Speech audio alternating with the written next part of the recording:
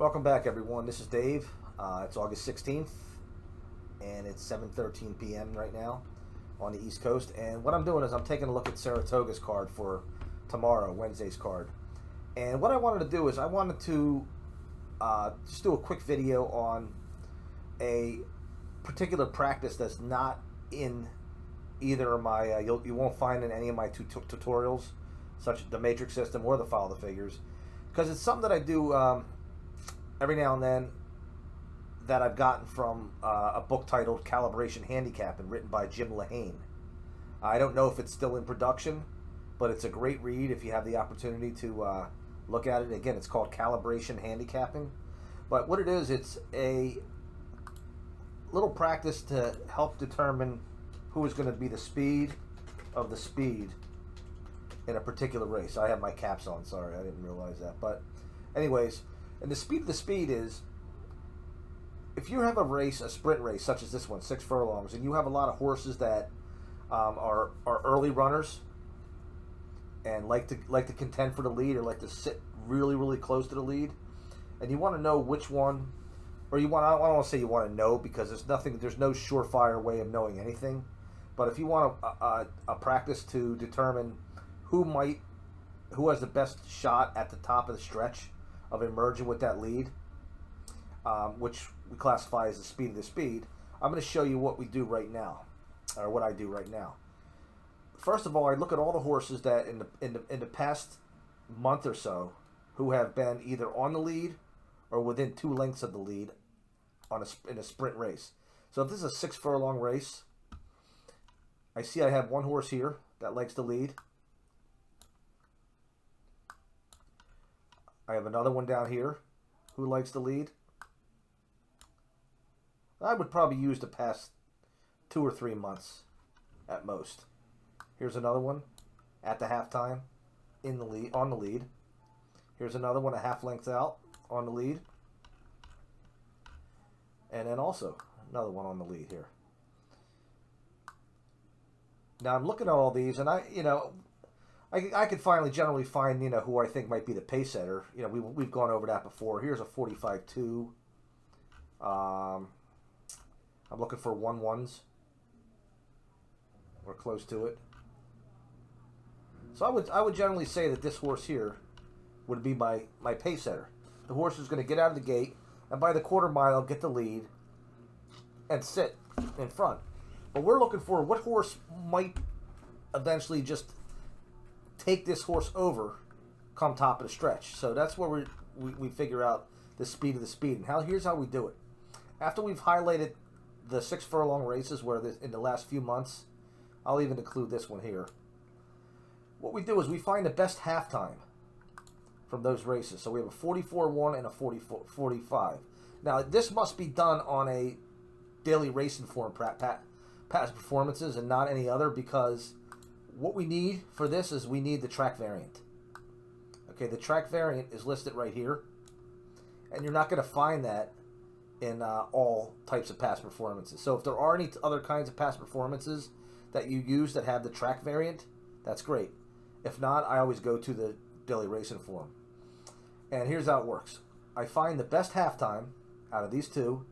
We have a 44-1, and I record up here 44-1 dash, and I put the variant from that race. That would be a 10. So now I move on to the second, the 2 horse.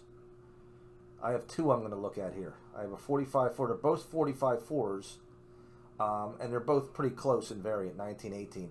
I'm going to use the most recent. So I'm going to go 45-4 with an 18 variant.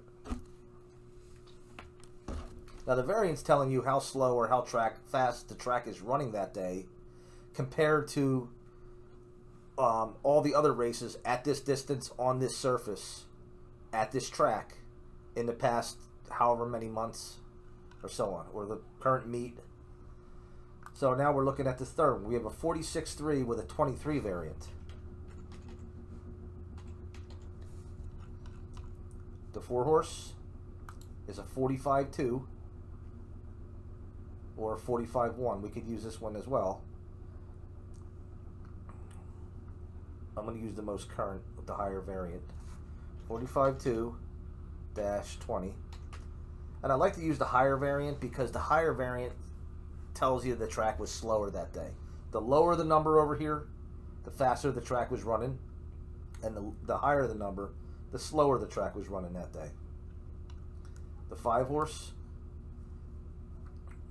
we have 2 to go by. I'll use the most current, 45-2-16.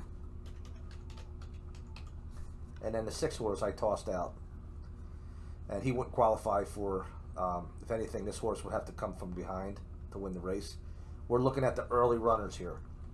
Now the next step would be find the horse with the highest variant.